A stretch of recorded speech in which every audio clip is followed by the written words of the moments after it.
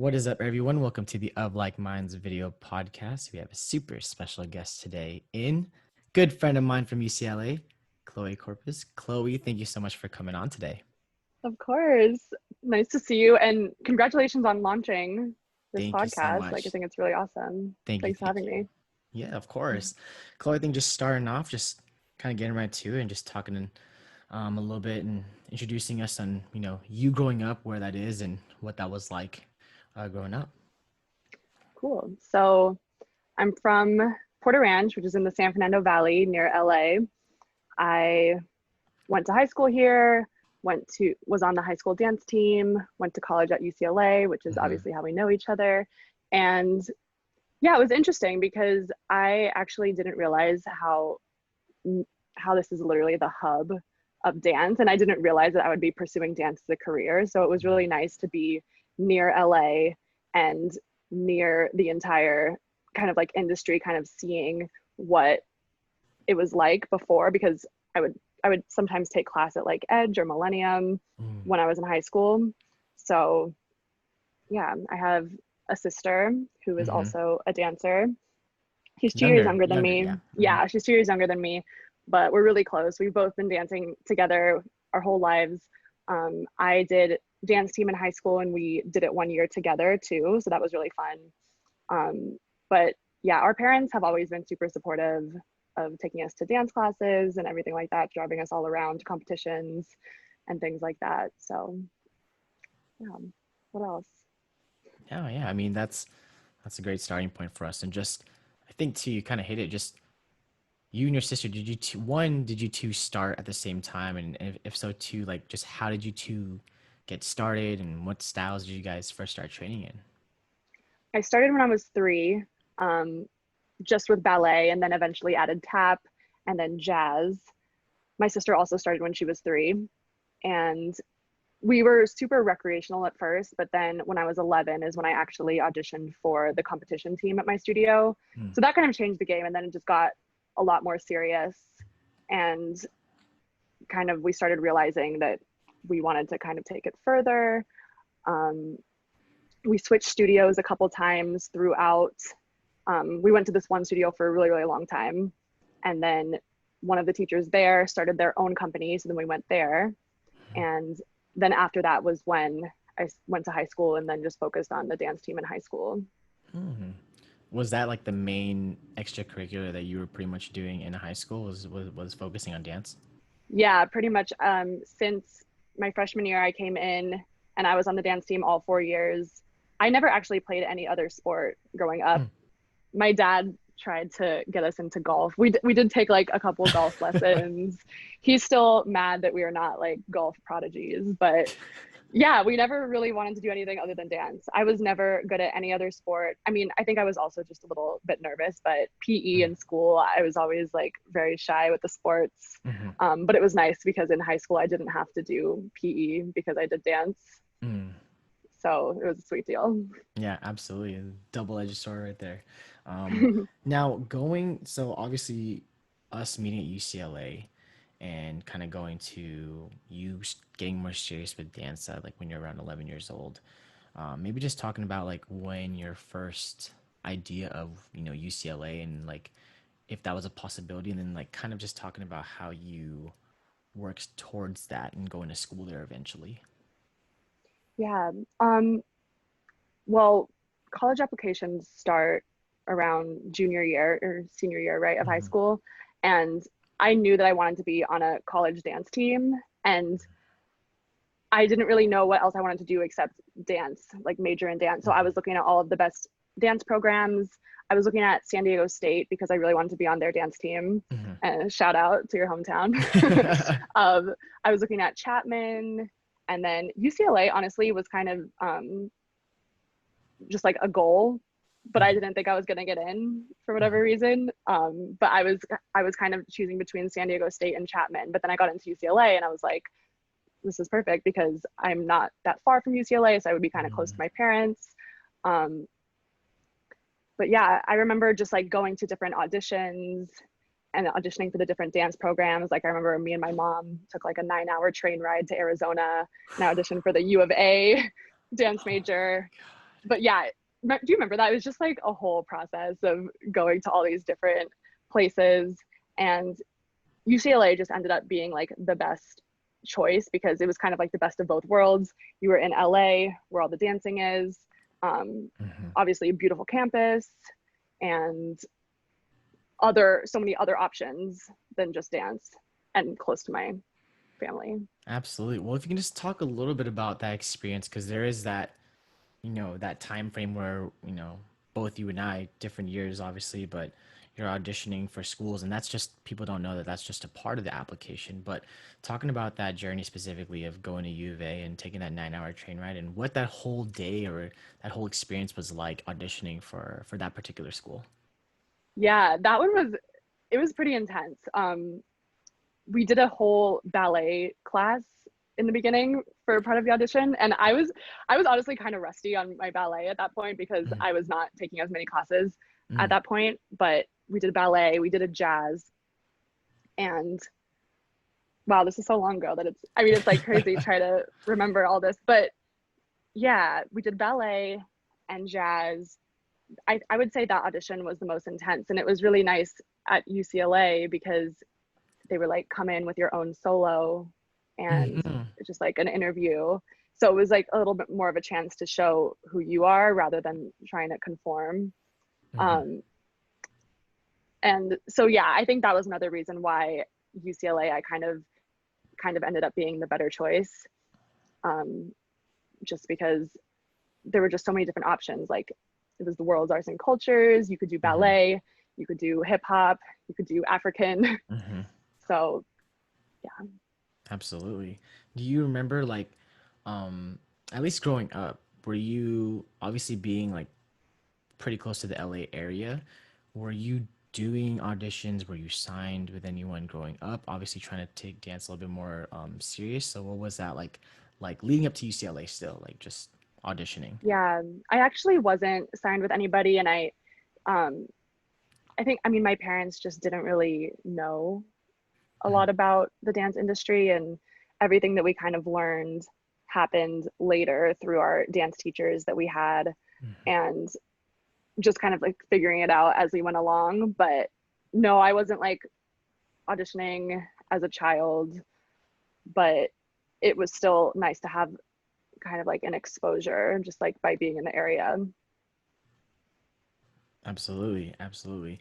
And you, when you get into UCLA and that transition of, going to school and just talking about, what that's like. I think everyone has their own wild experience of just transitioning, especially to a university like UCLA, and just shedding a little light on what that transition was like for you. Um, it wasn't really what I thought it was going to be. And I think that probably has to do with the fact that, well, first of all, like I said, I really wanted to be on the dance team. Mhm. And then so I auditioned for the UCLA dance team and didn't make it. So that was like, I don't know, kind of like a dream of mine that was Mm. a little bit crushed. But then I auditioned for the Lakers and Mhm. made it. So then it was kind of like the hardest part was just like navigating the transition of it being your first year of school, but then also trying to navigate like first year being a Laker girl and trying to balance out my classes. Like I had to take only certain classes that could end before two, which was actually really hard with Mhm. WAC because Mhm. a lot of the classes I wanted to take were later in the day, but everything Mhm. had to end at a certain time. And I mean, even some days I had to like completely block out because of games. I had to literally look at my schedule and be like, how many classes can I afford to miss of this class because I'm gonna have to miss it for like a game or a rehearsal. Yeah. Um, so yeah, I besides just like the transition of going to college, living in a dorm that was like a shoebox with a roommate, living in a dorm, like having a certain sense of freedom with how you spend your time on campus, like in your time management, Mhm. not really knowing exactly, because like as opposed to high school where it's like you go to this class, you go to this class, you go to this class, it's like you have to like really kind of make smart choices. So on top of all of that regular freshman transition stuff, I was also trying to navigate like the professional dance world as well. No, absolutely. And I think it's so wild that that dream of, unfortunately not making the UCLA dance team, you probably got the better thing and the better gig, which was being a Laker girl. So if you can just share, like, that's an experience that only so few people know. And so if you can just talk about that experience, and I think you were on it for what, your first 2 years of college? Yeah. Just talking about those first 2 years, and I think at the time too, 12 and 13. So Kobe was still also currently on the Lakers. So I mean, just even Hmm. just talking about what it was like, they had just come off a couple championships 2 years prior. So there was still a lot of like, still a huge following. So just talking about what it was like to be a Laker girl, the whole experience. Right. Well, first of all, I feel like it kind of was meant to be because the UCLA audition for the dance team, the coach of the Laker girls was one of the judges. So she kind of saw me there. And I think like that gave her the chance to see me there. And then she told everybody like Laker girls auditions are coming in a couple weeks. So then I went there. So then I kind of think she already knew my face and that kind of helped me. Mm, So that was a pretty crazy experience. But mhm. yeah, it was super busy. It's basically a full-time job, but I mean, it's considered part-time, but it's really full-time. Um, 41 home games. Um, and then we also did the D League games, the Oh my God. Defenders, now called the Hmm. South Bay Lakers. So yeah, Hmm. we had to do those too. Um, yeah, so it was insane. Rehearsal twice a week if we didn't have a game. And yeah, some of the highlights were, like you said, Kobe Bryant was on the team. My first year, 2012, was the year that he tore his Achilles, Yeah, that's which right. was insane. And I was literally like sitting on the court where he made those free throws. Oh my God. Yep. Yeah, so that was crazy. Then he was out for the rest of the season, obviously. And then the next season, he tried to come back, but then kind of kept getting injured again with his shoulder. Hmm. So, but I think that the games leading up to when he tore his Achilles, like those were some of his best games of his Hmm. career. So it was crazy to witness that. And we, I mean, we did a lot of other cool things too. Like we went to China. Hmm. Um, so I went to China and that was, I think I missed a week of school to go to China. And when I got back, it was midterms. Oh my God. So I basically like bombed all of my midterms and I was jet lagged. So then I was like sometimes missing class or just like going to class and going to sleep afterwards trying to catch up. Yeah. So yeah, it was crazy. I wouldn't change it for the world, but it was a lot. That's so wild. I mean, it's it's the perfect example of, when one door closes, another one opens, and like the doors that Right. opened for you were just so bright and were just so awesome. And I just remember, like, and we kind of talked about this earlier, like that was, I think that's the first reason how I even reached out to you. I was like, yo, are you a Laker girl or what? It was really funny because I actually really tried to hide it for whatever reason. I think I was just scared because they told us like we're not allowed to like post on social media saying that we're a Laker girl, and they didn't say like you're not allowed to tell anybody. But I don't know. I was 18. I was just paranoid. But I Hmm. remember like I was coming home to my dorm, Hedrick Hall, one night with like my suitcase, full purple eyeshadow makeup, and Hmm. just like I ran into my RA at the elevator and it was like 11 p.m. or something and he was like, "Where are you coming from?" And Oh my God. I was like, "I know this doesn't look good." And I was like, "I guess I'm going to have to tell him." But I was like, "I'm from work." And he's like, "Where do you work?" And I was like, "At Staples Center." And he was like, "Doing what?" And I'm like, "I'm a Laker girl." Oh my God. So I was like literally trying to avoid it, but there was Yeah. no way around it. Um, and then also like during just like being in the dance major, I felt like what I was doing was just so opposite of what they were teaching us.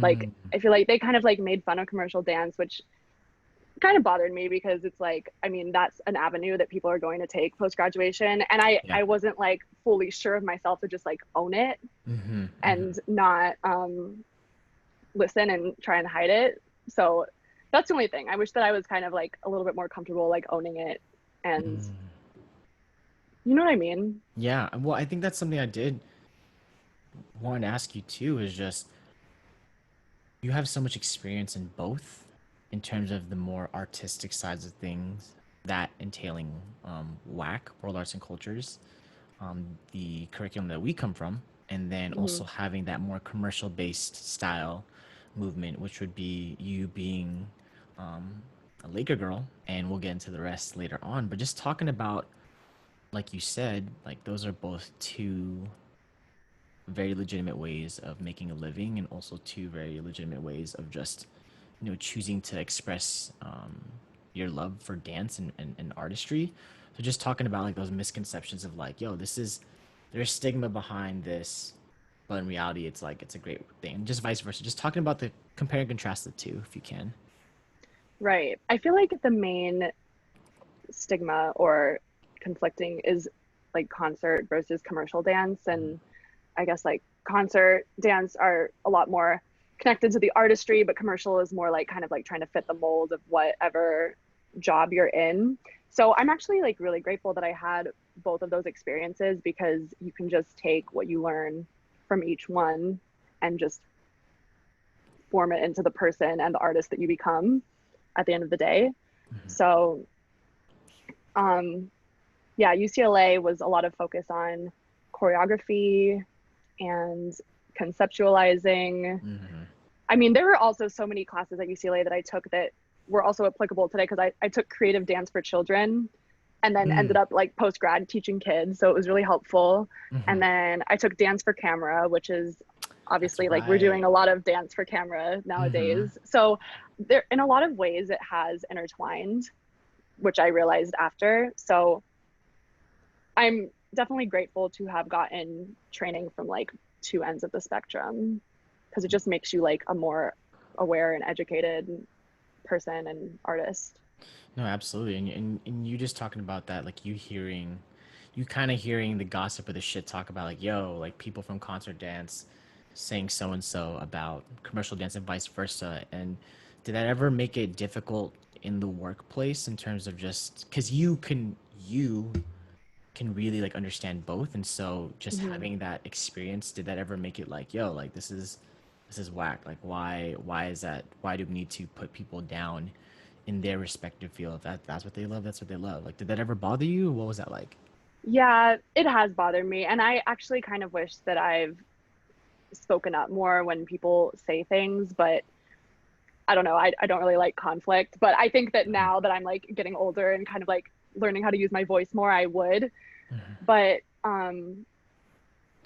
yeah, I would say it definitely bothered me, but I am grateful that it gave me that versatility, Mm, because like most of the things that I've been doing is commercial, because that's just like what most of the jobs are, and it just happens that way. yeah. But I did have a job where it was kind of like the two combined. It was a commercial choreographed by Ryan Heffington, so it was more like a contemporary kind of commercial. Hmm. So I was like, oh, this is really cool, because everything's kind of just like coming together. Yeah. No, absolutely. And just for, acknowledging those that are listening to Chloe's narrative right now, Chloe, just talking about you having this full-time schedule in your first 2 years of undergrad, full-time student, pretty you're doing a full-time job, being a Laker girl. And so just what else was there time for? I mean, at a university like UCLA, it's not just about the in-class learning, but also the extracurriculars. And so were there other spaces that you were eventually involved in, maybe even going into the later years when you decided, not to continue on with being a Laker girl, and even just talking about what that decision was like? Yeah. So basically, the short answer is no. There was no time for anything else. Like Mm-hmm. those first 2 years, there was no time.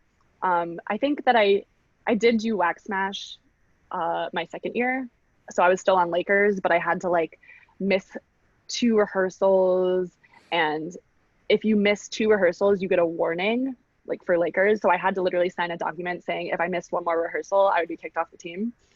So it was just kind of like a stretch to even be able to do that. Yeah. I wanted to audition, or not audition. What is it called when you like go join a sorority?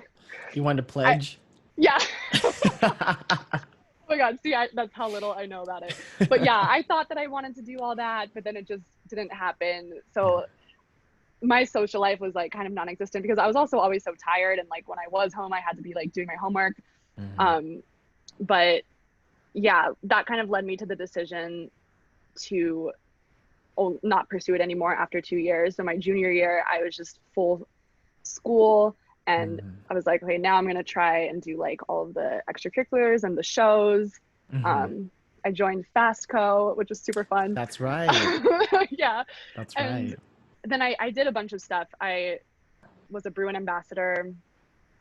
Um, I had an internship somewhere. So that was kind of like, okay, post Lakers, I'm just going to explore other career options and just Mm.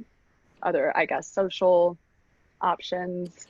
Well, just talking, I'm just giving a little more context for, the viewer, who's Mm-hmm. ever tuning in, but just a little bit more about FASTco and also about being a Bruin ambassador if you can. Sure. Um, FASTco was really fun because it was like a sassy, girly jazz group.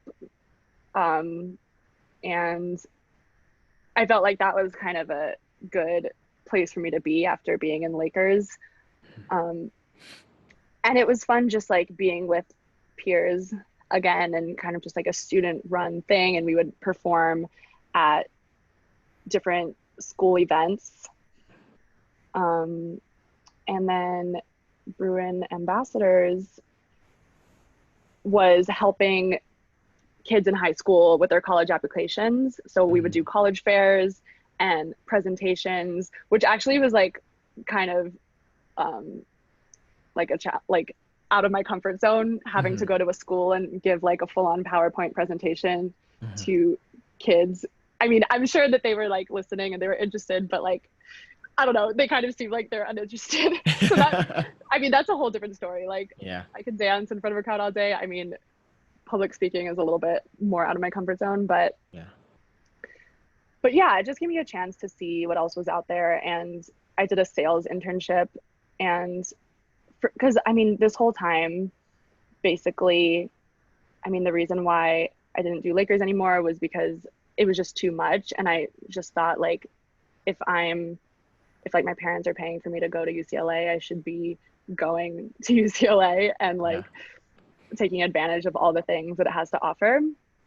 And so and then that's when I felt I was like trying to see if I should double major, if I should do other things. And I think those were kind of Mm. just like voices in my head that were like, you need a backup plan, Yeah. which I mean, I'm sure like you've heard, I mean, I don't know if like people have said that to you as well, Yeah. but this was me like trying to figure out my backup plan, which I kind of regret. Like, I mean, I don't regret trying to be more involved in school and stuff because that was really awesome, but I regret just not feeling comfortable with like my decision to dance and trying Mm. to find something else. I mean, you hit it right on the head there, Chloe, and just maybe even kind of digging deeper into that, Yeah, how that affected you, just that uncomfortability in being like, no, I'm gonna fully pursue this with no ifs, ands, or buts. And there's, of course, there's uncertainty in anything, but just trying to go back into that time and thinking about, okay, like where were you then in terms of like you're thinking of a backup plan, and it's like if you're thinking yeah, of a backup plan, do you even have a plan A to begin with type of thing? So just talking about like how important it is to really go full force if you're trying to do dance full time. Like you can't, there's no way that you can do other things. Just talking about the importance of having right. that focus and having that determination. Yeah. Um, I mean, growing up, I feel like I didn't really have any solid mentors or like examples of what being a professional dancer would look like. So I didn't really know what it would look like. And I also didn't really realize how much of an option it was. I was kind of just like following my passion. I knew that I liked to dance. Hmm. I became a dance major, and it was just kind of a natural progression. I was like even in my head, I was like, I'm just going to be a dance major until I find something else. Like I already kind of like Hmm. went into it with that mindset Yeah. because I mean, obviously parents and teachers and counselors are kind of, they're never really encouraging dance. And even other dancers, I feel like, first of all, because their parents would say, like, what are you going to do with a dance major? Hmm. Or Yeah. things like that. And it's like, obviously, I'm going to dance, but, Yeah. but yeah, that definitely made it hard. And I kind of wish that I wasn't listening to those people as much Mm. when I like joined college, because I would have felt more aligned with myself and what I wanted, and not trying to just do what other people thought was the right thing. Like, I know that my parents wanted me to have like a solid corporate job, but then I tried to do that internship in school and realized that I just can't sit in an office. Like, I just physically Hmm. can't. Yeah. So, I mean, it's fine because that's what your college and like being young is for. Like, you try different things. Obviously, it's more ideal if you kind of like know what you want and have your heart set on that. But I don't know, my whole life has kind of just been like people telling me what to do and me just like following. Like, my parents are like, okay, we're going to do this activity, this activity, this activity. Nobody really asking me like what I was feeling or like what I wanted. So I wasn't Mm. really good at tapping into that at a Yeah. young age. But it wasn't until after college, like post grad, that I really was like, okay, no, I'm going to do the dance thing, Mm. you And and know?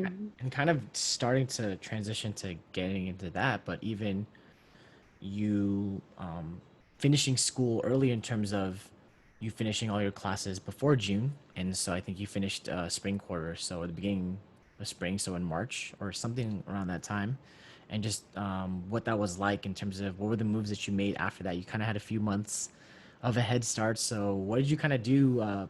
Technically, this is starting your post grad. What did that journey look like? Yeah.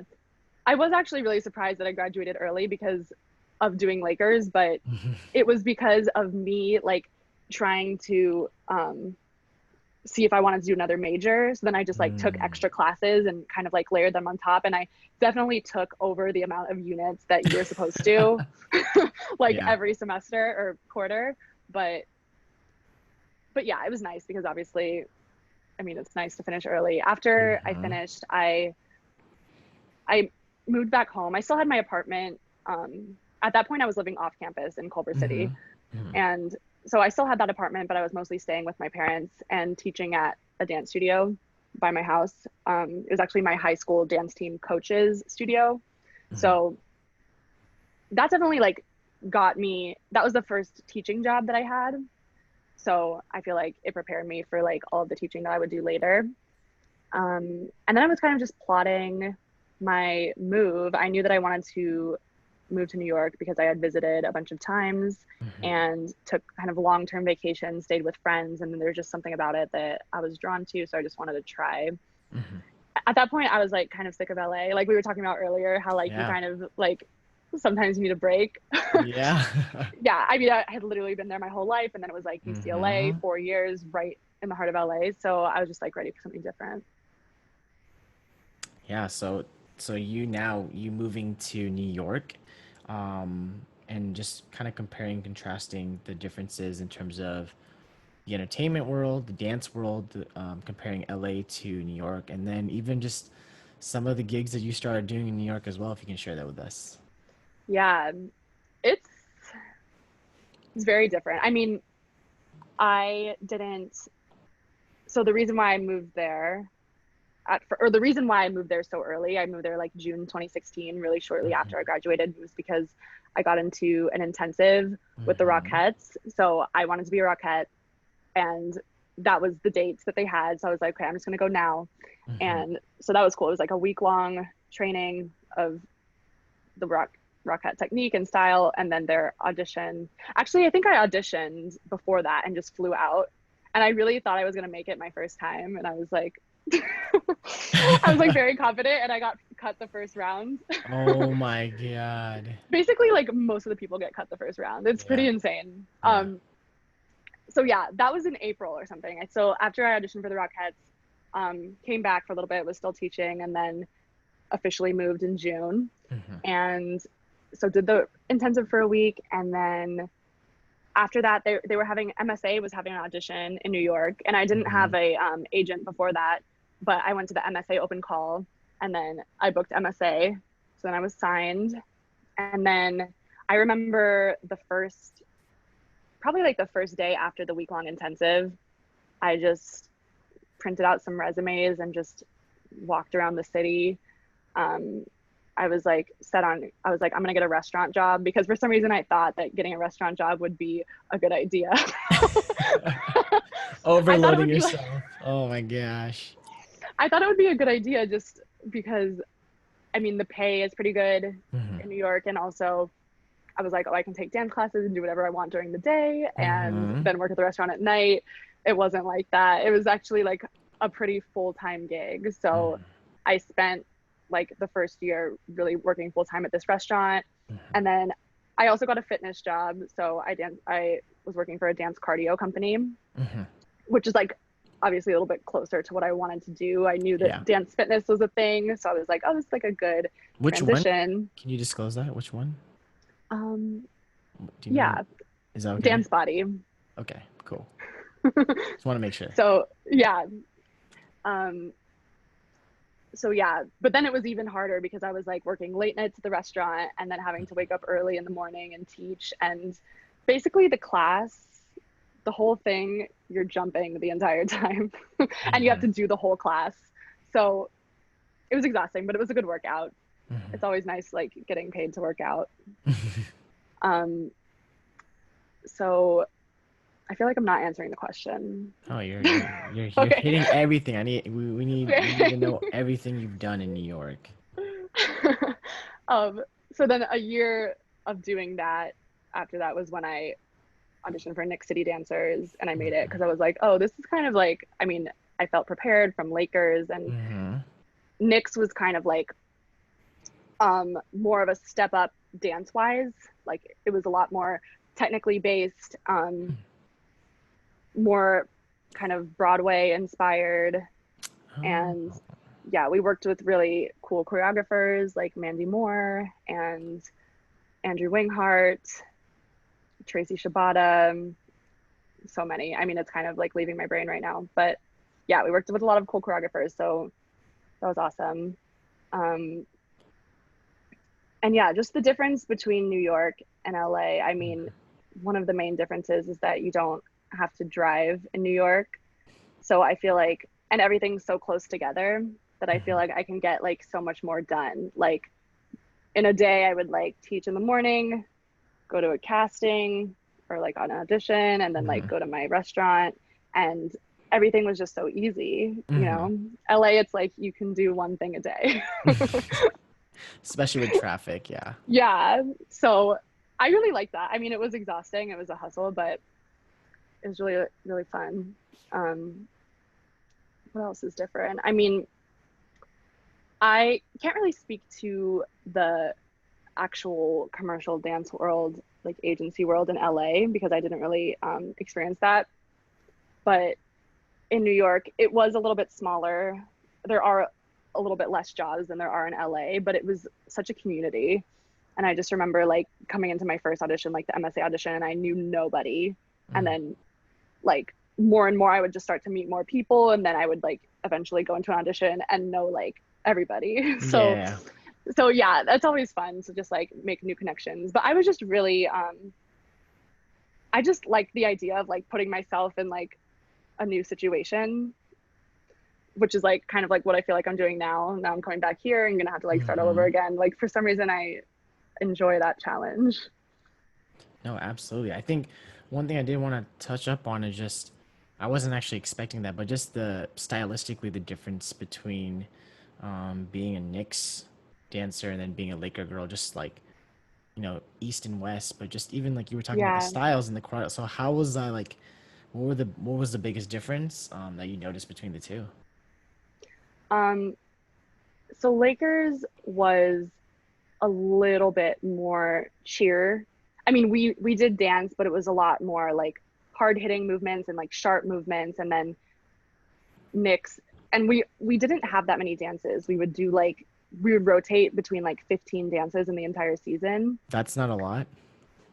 Well, I thought it was, but just wait. So yeah, then Knicks, we would do a different dance every game. So we had like, I mean, sometimes we would repeat, but we had like 40 dances or like 30 or 40 dances, and you Hmm. basically just like had to know all of them at all times, just because like you didn't know. I mean, you knew before the game which one you'd have to do, but like you could come into rehearsal and they'd be like, okay, do this dance. Yeah. So it was definitely like a lot more on the brain, and stylistically it was a little bit more Broadway jazz Hmm. and kind of like musical theater, if you will, Yeah. not as much hip hop. Hmm. Jeez. Oh my gosh. I mean, also too, just being a lot on the body, and also just Yes. I can imagine in New York, just a city that's so walkable, Yeah. and you having because you can get more done.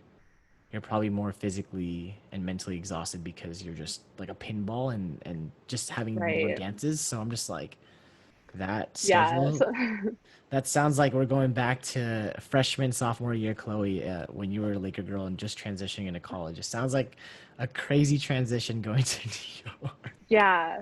For some reason, I feel like, I mean, I do kind of feel like I'm like thriving when I'm busy, but Mm, um, that's something that another discussion that like I have to, and like something that I have to stop thinking. mm, Um, but yeah, I feel like I was so excited because I was doing dance body at the same time as Knicks, mm-hmm. and I was like, wow, this is great. I'm just completely dancing for a living. And I was like, okay, this is totally aligned with like my goals, but then I didn't take into consideration like the fact that I can't physically do that. Like basically I wasn't making money unless I was moving my body, which Mm, is, and then also like obviously having to commute to those places. And it was it was the worst because sometimes you would like get on the subway early in the morning, like 6 a.m., 5:30.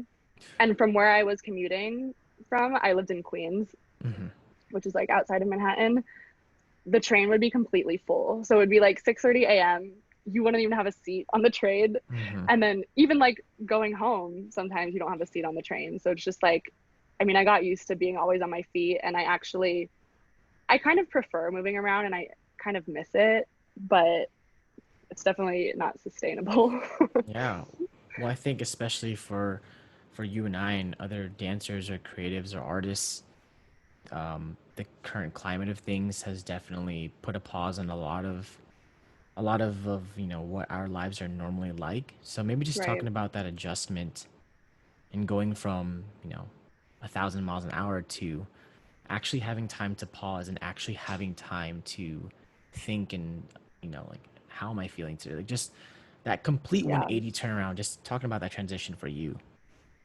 Right. I mean, it was definitely a shock in the beginning, and I was really worried like, what am I going to do during this time? But I've realized that it's kind of a blessing. I mean, I got furloughed from both of my jobs, so then I had nothing and I was just at home.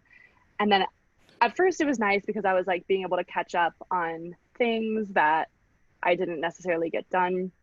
Um, I studied and got more fitness certifications, Mm, and um, so I've been focusing more on like educating myself and still kind of trying to plan like my next steps. I mean, it took me kind of a while to decide that I actually was going to move back to LA.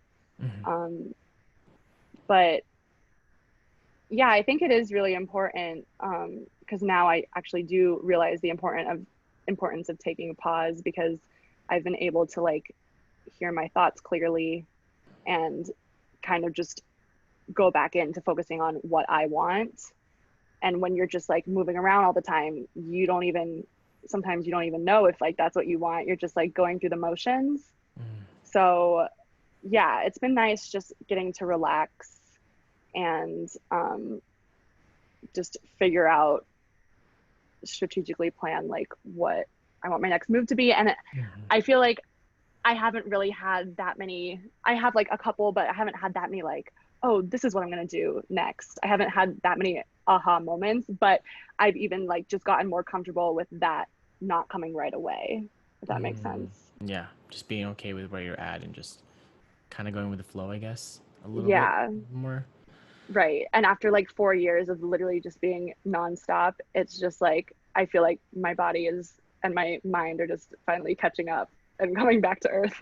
Yeah, I mean, it's you're on this high for just like you said, and it almost seems like you could almost make a case for it being 8 years because undergrad is so far for both of us, but at the same time, Right. it's like so much happens in that 4 year span, and then you moving to New York, after those 4 years, just like that, those last 8 years are just like just go by, Right. That's and so true. it's There really wasn't like a break and yeah, it went by so fast. yeah. But kind of just transitioning and talking about, kind of what you're focusing and doing now and the stuff that I've seen you kind of promoting and more into fitness and kind of Hmm. helping others and being more aware. And just talking about like, current things that you're kind of doing right now and kind of planning for the next move type of thing. Yeah. Um, so yeah, I initially started fitness as a side job. I was like, this is the perfect side job to supplement dance because it's flexible and like not that many hours and also complements my dance training. But now I actually feel like I want to have a career in fitness, whether it's like fitness, health, wellness, whatever. Right now, I'm still just kind of like trying to figure out exactly like what I want that my niche to be. But I don't know. Maybe I don't have to have a niche. Maybe I can just like put everything that I've learned all in one. But I've been doing Zoom classes, which we all know, we're all familiar with Yeah. Zoom. um, so yeah, that's been a transition, but it's also been nice because I can kind of like I can make my own schedule and I can just like Mm, pick um I can work with clients who I'm not close to. So I have like people in different states now that I wouldn't have known otherwise. mhm. So yeah, even though we are kind of like more limited, there also are a lot more options now because we can kind of expand our clientele and things like that. Um, so yeah, I'm just doing like a few privates and groups through Zoom. And I was kind of trying to do Instagram live for a while, but just Instagram wasn't being good to me. So I just like kind of stopped doing that. But yeah, I'm trying to figure out actually like navigating how to create more of like an online business and presence. And I just auditioned for, I don't know if I should like be talking about this, but I just auditioned for this new platform that they're kind of trying to make classes through Zoom just more accessible like in one place. Okay. So yeah, hopefully we'll see how it goes with that. And then I was working for a company called Pvolve in New York, and they're also opening a studio in LA. So I'm going to try and see if I can do that. And then also Equinox, obviously, is Cool. in both places. So I feel like everything I was doing in New York, I can do in LA, which is one of Mm, the reasons why I decided to move back because like I'll just be closer to family. It'll be easier financially, and yeah, New York is just like I just feel like it's like going to take some time to recover, yeah. sadly. Yeah. Um, but yeah, I mean, I'm excited, and I'm also just like chilling. Yeah. I mean, it sounds like a lot of great opportunities that I am excited to hear more in the future that you're doing. I also wanted to ask Chloe, you having experience in both concert dance and it's kind of going back to this, but having experience in both concert dance and commercial, and now talking a little bit about a viewer that may be watching this and talking about maybe you can speak on a pro and con about going to school for dance. I know that's a big, Hmm. let me just dance right out the gate, let me get a Yeah. degree first, and there is no right or wrong or true universal answer for this, but if you can just speak to pro and con of each. And obviously you went to school, but if you can just speak a little bit about both, I think that'd be awesome. Yeah. Yeah, like you said, there is no right or wrong, and it is 100% like your decision, and you need to like Hmm. figure out what you want, like what's right for you. Hmm. Like I went to school because I wanted like that college experience and I wanted the education and the degree. Um, but like for example, my sister, she didn't go to college. She right after high school, she did the Edge scholarship Hmm. and she's like working it right now. So it kind of depends. I think if you like, I mean, if you just really want to start working right away in the commercial dance world, then yeah, I would say do that. If you value like having that education and maybe want to like figure out something else, that's okay too. And I feel like, I don't know, when I was younger, I felt like so much pressure that just like everything needed to happen right now and like that I was like getting old, even though I was like 20. I just thought that like, I really thought that there was like a right and a wrong way. And I think it's just important to know that like whatever you decide is what's right for you. No, absolutely. I think that's some wonderful insight, and it's something that I still get asked, and I'm sure you probably do too, with Yeah, the youth and having that outreach and just what do I do? What's better? I think that's important, like you had said, is to know what you want, to know like right. align like with again, it's just a gut feeling, like what are your priorities, Hmm. and just kind of figuring out from there. Um, Now I know you moving back from New York is New York, do you see that as something that you could eventually go back to? Is it kind of like you need it's so fresh that I kind of like need the time to think about it? Like what's that idea? What's that been like? Because you've been there for a few years, and I have a cousin Hmm. that actually works there, and she would tell me Oh, that cool. there's a joke that if you can make it out in New York in like for like 7 years, you can make it out anywhere. And so you having been there for a handful of years, um, I don't know if it's something that you would ever consider again, or are you kind of shifting completely and more so just focus on what's in front of you right now? What's that like? Yeah, I do eventually want to go back. And I mean, I feel like everything ended so suddenly with COVID, and that is the main reason why I came back. And I like didn't want it to end like that because I really felt like I was kind of like getting momentum and things were like 2020 was supposed to be really good. I mean, like for all of us, Hmm. um, obviously we can take this situation and learn from it. But yeah, I can definitely see myself going back. Like I was supposed to do like the Rockettes intensive again, and like I kind of had a feeling that it would go well, but Hmm. I know that's going to be there in the future again. So I can see myself definitely going back eventually because I love it. It's like unlike anything in the world, and I would love to be bi-coastal, but so I'm gonna like try and figure out a way to do that. Yeah, and I know that one of the things that you were doing to potentially be bi-coastal, you talked about you hosting and teaching Zoom classes, and if you can just share, some of the challenges teaching on Zoom. I think both of us being teachers and loving that person to person interaction, like the difficulties of teaching behind a screen and how that's actually the equivalent for us, those that work a 9 to 5, their adjustment from working from home. So what have been those challenges like teaching online and Zoom for you? It's so hard because I mean you just feel like you're alone. Like you have to kind of like give extra energy, and then you feel like you're not like receiving anything back except for like this little square. Um so I don't know, it's just like putting yourself in that place and also just like knowing that the people on the other side are like benefiting from it. Because I mean I teach and I also take Zoom classes, and when I Hmm. take them I love taking them because I mean I can, it's still like the energy of a class as opposed to just like a pre-recorded video. Hmm. um but yeah, it's just like just putting yourself in that space with that energy. Obviously nothing's gonna replace other humans in the room with Yeah. you, but I think since that's pretty much the only option we have right now, like we just have to make most of it. And the fact that we can even do this is crazy. Like if this happened like a few years ago, we wouldn't be able to do what like all these things that we're doing now. Absolutely.